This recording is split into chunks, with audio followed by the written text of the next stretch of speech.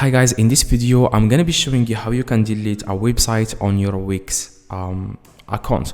Now first you have to open your Wix account. After that you want to click on my sites.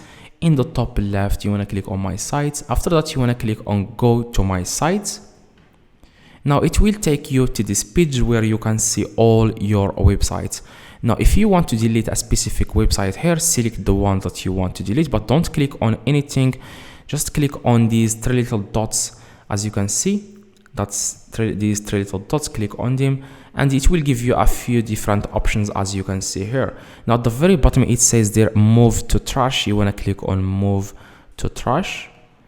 Now you want to click again on move to trash, as you can see, and the website will be deleted. Now in the top you want to click on go to trash. Okay, after you click on go to trash, you want to select again these three little dots and then click remove site. Okay, click on remove site, and that's exactly guys how you can remove a website from your Wix permanently. So I hope guys this video helped. If it does, leave a like, subscribe, let me know in the comments if this works. See you guys in the next video.